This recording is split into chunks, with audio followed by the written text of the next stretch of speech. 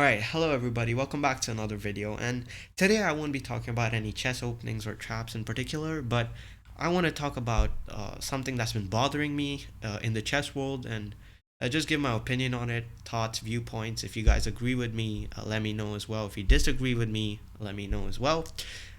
And let me just get straight into it. So recently, chess has been growing in popularity for those of you who don't know, and it's all because of chess.com's advertising, PogChamps, Twitch streamers, all these guys who've been doing a good job. I mean, for a person who's been playing chess for quite some time, seeing chess grow in popularity is quite heartwarming because a few years back I used to think that heck, chess is so banal and it's so repetitive, monotonous that it's gonna grow redundant in a few years and people will stop playing it. But quite the opposite has happened in this span of the pandemic. And honestly, I'm not even surprised. I mean, when you're indoors, what else do you play? You can't play any sports. You can play video games, but chess is something you can use your mind as well. So for those of you who don't play chess and there's just wandered into this video, you should start playing chess. But for those of you who've seen the topic of the video and are here because you're beginners, I just wanted to say one thing. Now, if you're a beginner who's taking chess coaching from a proper coach, not even a grandmaster, any player, chess player, who's formally training you, whether it be for money or for free, you can click off this video now. I'm sorry, but for those of you who are learning chess online, now there are two types of people here. There are people who learn chess online and look at you know YouTube videos by Daniel King or the St. Louis Chess Club, or just these, what do you say, the chess website and all those guys. So, and they learn their openings and stuff from there. Now there are those people, and then there are some people who just watch grandmaster games online and they try to copy those moves into their games and try to learn chess like that. Now, for those of you who do that, I hate to tell you that is not the way to go about it. And that is exactly what I wanted to talk about. Now, because of chess is gaining popularity, a lot of people around me have also started playing chess. And they keep asking me that, I started playing chess recently. I've been watching a lot of Grandmaster games. I've been watching a lot of Magnus Carlsen, Hikaru Nakamura. I watched the Meltwater Championship last month. I watched the Erdings Masters last month, and all of these things. And I've been learning. I've been trying to learn the openings these guys play, but somehow I'm not getting the results. And this is the most common thing that people come up to me and tell me, that I'm not getting the results, although I'm playing exactly how these grandmasters play. Now, guys, let me tell you one thing, okay? Now, these grandmasters have been playing for God knows how many years. They've been playing almost their whole life. They've been into the chess industry for like 20 years, some people even more than that, right? And these people have been working their butt off every day, every hour, 16 hours a day, preparing for a tournament, preparing against their opponent, learning variations, learning theory. You cannot just copy their moves and expect results immediately. Because as Rome wasn't built in one day, neither will your reputation in chess. Okay, that is one thing you have to understand. And for the people who are learning these openings and just copying them or vomiting them out on the chessboard, that is not how you go about things. So this video is mainly for those people who do that. Now, let me tell you why that doesn't work. Now, chess openings, every opening you play, if it's a logical opening. Let's take the king's pawn opening, which starts with e4, or let's take the queen's gambit, which starts with d4. Let's even take king's Indian, which starts with knight f3, or English, which starts with c4. Any of these openings, they always follow some basic chess principles of the opening, and these are called the basic principles of the opening or strategical ideas of the opening, and they're something that you must learn before you go into the openings, and this is one thing that not many people learn.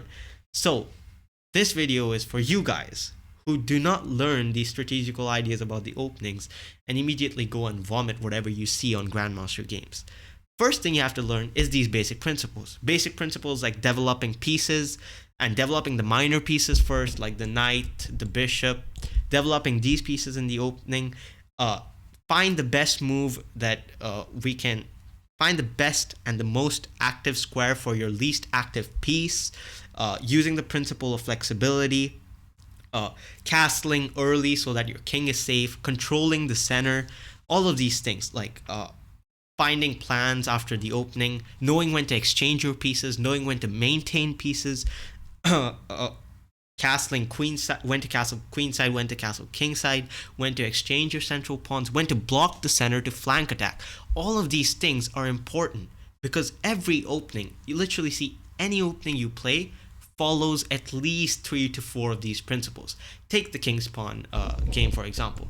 We have e4, e5, knight f3, knight c6, bishop c4, bishop c5, castle. Now, out of the n number of things I've said, at least 3 to 4 things have been fulfilled here.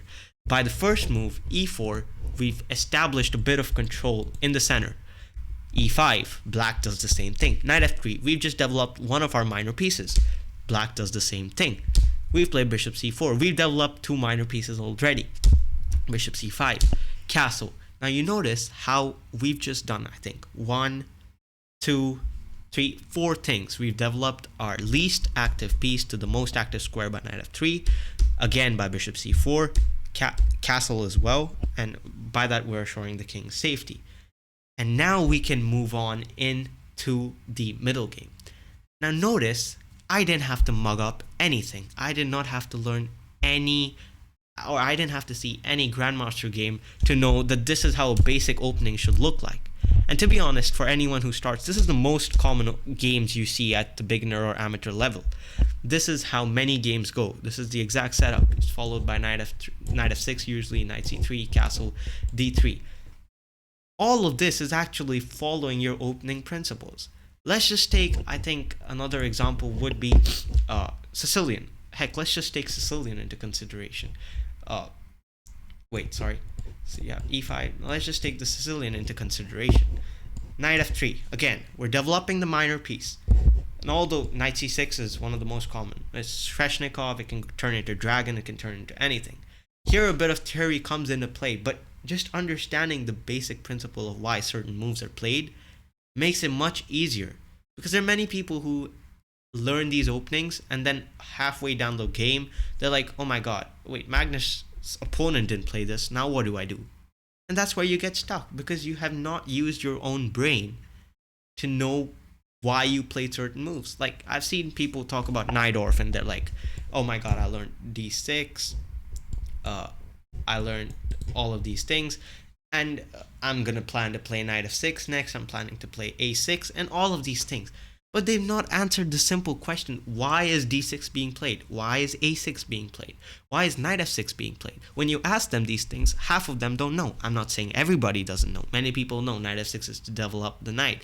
A6 is to stop bishop b5 and stopping, bishop b5 check c3 d4, which is Rossolimo. All of these things. I understand there are many people who do know it, but I'm mainly talking about people who have no idea what they're doing. So guys, you have to learn the basics of chess before going into the opening shenanigans, because if you just go into the openings and not even pay attention to the basic principles, you're gonna get stuck. And when you don't get results, you have no right to be angry because you haven't learned the basic principles. Now you might be asking me, why am I so pressed? Why am I getting so triggered and all of this? Because it's happened to me. I used to do something like this. I used to see Viswanathan Anand, who was my favorite player at one point, see him play Grunfeld, and I was like, hey, let me just learn these moves without understanding the reason. And I would lose almost every second game because I didn't understand what was happening. 10 moves down the line, the opponent would play something that Viswanathan Anand's opponent never played before, and I would be dumbfounded. I would be like, what do I do now? So mugging up moves, learning it like this is no good, guys. For people who are coming into chess, learn the basic principles. Then once everything is done, you've mastered the principles, you understood them, go into openings. Then it will be helpful, trust me. But before that, I recommend you not to try it. So anyways, that's all I wanted to say, and I'll try to go back to regular videos next time, but I just had to get it off my chest. I'll see you all in the next one.